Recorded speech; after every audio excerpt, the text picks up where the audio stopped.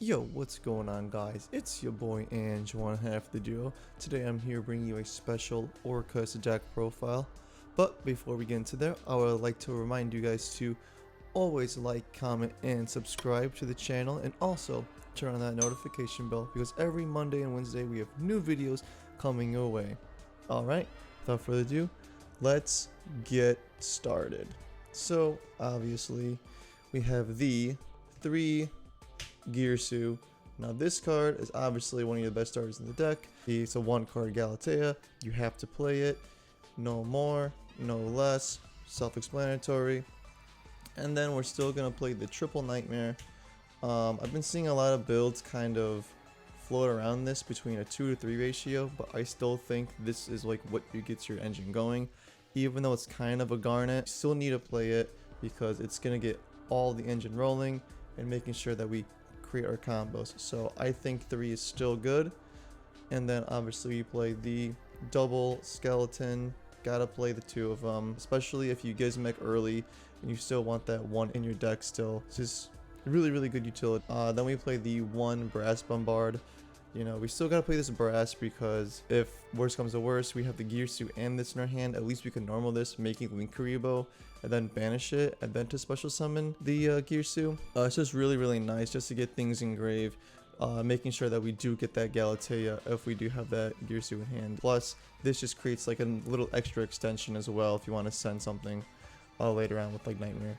So it's still okay. Then obviously we play the 2 World Wand. It's still really good. You gotta play 2 of it, and it's also like a little extender if this is already in the graveyard. So just play 2 of it. It's pretty alright, and plus obviously with, you know, the return, it's like a draw 2 if you will. And that's pretty much it for the Orcust monsters. Then we have the scrap engine right here.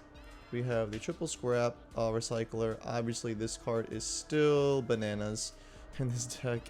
Just like a non-once per turn, let's send any machine, so we just keep on recycling it over and over and over and over. We can still do the same combos basically, but even though we don't have the O-Line or Jet Synchron, we just replace it for something else.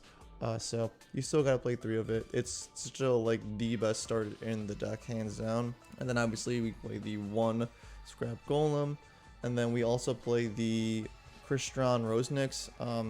Apologies, it's a proxy. It's coming in the mail. I already ordered it. This card is super good right now because it basically just does the same thing as the O-Line did in terms of producing a token just to go into the Wyvern. So it's really good. Just a banish for cost, which is so good. And obviously Called By isn't really a thing anymore. People aren't really playing GD Crow anyways. So it's pretty good right now. And then obviously we play the pseudo Orcust, the gizmec. You know, just create an extra extender. If you don't have that extra extension or wait to the Galatea, this is a still really good way to do it. You only need 1 though, so that's it. We play the old boys. Everyone remembers the Phantom Knight, Ancient Cloak, and then the Silent Boots. Yes, sir, we are back into the Bardiche days of last May. Oh, Lord. Konami, what were we thinking, to be honest with you? So we're playing the Phantom Knight engine. You only need 1 and 1. I think some people are playing 2 boots. I don't really think you need the 2 boots because you're just gonna end up going to like a Calamities play and then popping things on the field anyways. So I don't think you need the 2 boots because this is gonna start shot your boots anyways, and then this is a create an extra extension. Then you link off to like another Galatea, and then you just search the rank up spell, and then just busted. So just play 1 and 1 for now, just to make it as consistent as possible. Then look at what we're playing again. Oh boy, we are playing the Dangers. Now this is pretty good. I really only want to play 1 of each of them because I think that if you play more than 1 of them, it's okay. Obviously we can only play 1 Jack, 1 Nessie, 1 Snake anyway, so it kind of works out anyways. I only play with the 1 Mothman because I want to make this deck as consistent as possible and staying around 40 cards. I only play the 1 Mothman because of that reason. If I was playing 41, I would definitely try to play the other Mothman, but I just think that drawing and discarding is too powerful for the opponent as well. So I think 1 is fine, and obviously you gotta play 3 of the best ones. So that rounds out the Dangers. We're playing those again, and then obviously more garnets for the deck. Oh boy. But you know how Orcust is. See the Dark Magician Red Eyes for the Dragoon play. because Dragoon is super powerful, and this deck has an easy time making that Verite. For the spells, we have the triple Orcust return. A lot of people think that this is a 2 of. Highly disagree. I think anything that says, you know, discard 1 for cost and then draw 2 is absolutely busted in Orcust. So you really have to play 3 of this card, especially since we do have a lot of bricks in our deck. Just you gotta play 3 of it. There's no questions about it. So we play the true forbidden droplets. I was playing 3 of this, but in testing, I felt like when I drew it, it was too much, and then when I, you know, obviously then I dropped it to 1 just as a test ratio, and obviously never saw it. But since I've been playing it at 2, it's been actually really good. I've been seeing it when I needed to, and also this sending for cost is beyond insane. And then obviously they can't respond to anything depending on what you send, right? But you know, 2 is perfectly fine for me. I really like the ratio. This card is absolutely busted in Orcust. It should just be called Orcust Droplet, to be honest, because it just works with deck so well. Then we have the 1-up spells. We have the 1 rank up magic, obviously make your calamities. And then we have the 1 succession. Do we still make those lip plays? And then we have the 1 red eyes fusion, because we got to make the red eyes. And then we have the 1 babble, because searching with Galatea, making those plays. And then we have the 1 foolish burial, self-explanatory. You gotta send those cards to grave. And that rounds out the spells. And then for the traps, we play triple impermanence. People are kind of dropping all hand traps in this deck, but I just feel like impermanence right now is probably the best hand trap because it cannot get triple tactical talanced, and that card is very prevalent in this format because obviously we only have 1 call by the grave. So I think this card is by far like the hand trap that you do play if you want to play hand traps. So I like playing the triple impermanence, and also kind of stopping your opponent at the right time does kind of work, even though in this format there's so many extenders. I just think it's really nice to play. And then we play the 1 crescendo and then the 1 fog blade to round out a nice 40 card list. So that's my main deck. I used to play the Mech Knights, but right now I don't think they're very good because you do need the extra extensions. If you guys are still playing the Mech Knights, let me know your ratios definitely in the comment section below. I'd really be interested to see what you guys are playing. Let's go into our Link Monsters. How about it? We obviously have the 2 Galatea. Don't need to play 3. This isn't striker format anymore where we could just like constantly abuse Galatea. 2 is fine. You don't ever need the 3rd one, to be honest with you, so play 2. That's like the best ratio. And obviously I'm still playing the Longirsu. A lot of people aren't playing it. They're kind of cutting it. But I just think in the grind game, you know, when everything is banished and there's no real way to get it back, you know, getting those 2 resources back to the grave are super strong. Plus getting the send with the link arrows is by far like some of the best disruptions that are in the game. You know, sending anything to grave is super strong. And then obviously we play the double Dingirsu. A lot of people are still cutting this down to 1 because you don't need it as often, but like I said, this deck is all about the grind game.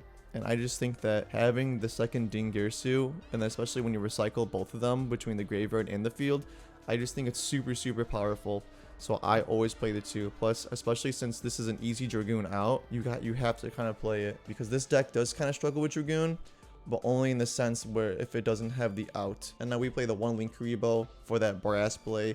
It comes up a lot, so I definitely do think it deserves an extra deck spot. Plus, you know, the Girsu play as well with the regenerating like the 1 token, just getting rid of it and then going into the Galatea is super powerful. And then obviously we have the Lib, and then we have the Wyvern as well, just for those scrap combos. Gotta have the Lib, gotta have the Wyvern just for disruptions, just to break boards, and just to combo off the 1 Verite. This card is absolutely bonkers. You know, getting us that free Dragoon. Only 2 effect monsters. It's insane. This card eventually will need to maybe see a hit in the ban list, but we'll see. I just think this card's way too powerful right now.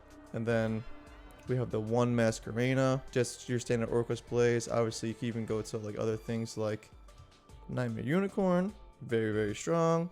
And then we have the Rusty Bardiche. This card should not have been back. This card breaks this deck so much. But you know what?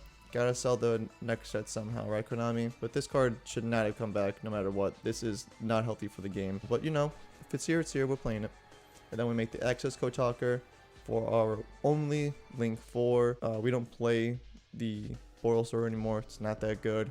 If something says that your opponent can't respond, we're playing it, to be honest. It's really good. And then to round out the extra deck, we have the Red Eyes Dragoon and the Calamities, because they're super easy to make in this deck, and your opponent will lose immediately if they cannot out either of those. That rounds out the extra deck. Quick side, this side is still in the works, but I just kind of thought about it really quick and what was popular in this format, so I just chose to main these sides. So we have one Dynamax Lapakertops. This card is still really good. It still outs those Synchro boards from Infernoble Knight. They are forced to out this with the Gear Freed, then obviously afterwards you could just pop off if you really want to. So, you know, you gotta play the one at least. This is just to stop those rogue matchups or anything else that's kind of pesky or kind of annoying. So I play triple Nibiru. I think it's still okay. Though a lot of decks are kind of maining combo outs to it, I still think it's still worth to try it in the side right now, because if your opponent can't out the Nibiru, then they will lose, because Orcust is such a powerful combo deck and it's super consistent. So I just think the Nibiru is pretty okay for right now. Then we obviously have the one Feather Duster. Come on now, you gotta play it. This card's hilarious. It's at 1, so you know we play it. Especially this deck does lose to back row a lot, so it's very nice that we can play our Feather Duster. So we just play the 1, and then for more back row removal or monster outing, we just played the triple Lightning Storm. Just more spot removal for this deck. It's really crucial that this deck doesn't face as many disruptions, because we do lose to the normal summon a lot. So if there's any way to like mitigate that, we definitely will go any route it takes to just continue to play, because if we get stuck in our normal summon, we lose pretty hard. And then I also play the triple Dark Ruler. Now a lot of people are saying, well, why do you play triple Dark Ruler when you already play the Forbidden Droplet? Oh, well, I play triple Dark Ruler still because, you know, your opponent just can't respond with monster effects, period, and no one is maining Judgment or having Judgment in the side a lot of times.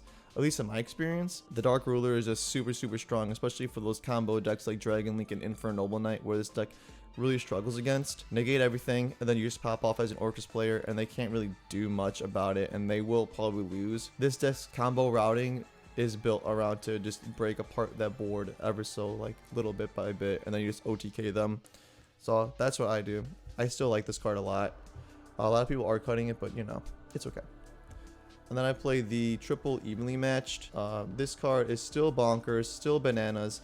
Banishing things face down with your opponent for them to never get those resources back is very strong, especially combo decks that don't have that ability to recur their resources. This card is just a giant blowout to them, and if this gets off successfully, it will win you the game. So you gotta play it, and especially it's really good to bait other things too. So say like have this card and maybe like a Lightning Storm or something like that. You could easily like either one to bait out, and then if one of those cards successfully goes through, they will probably lose the game.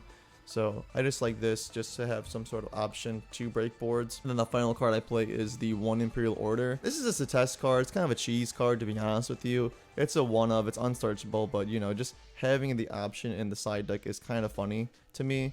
If this does resolve, when you do have your full board, what are they really gonna do, to be honest with you? It's pretty good. It's like a cheese card, to be honest with you. But that just about does it, guys. That's my Orcust deck profile. Let me know what you guys are playing in your Orcust. I know this format is still very young.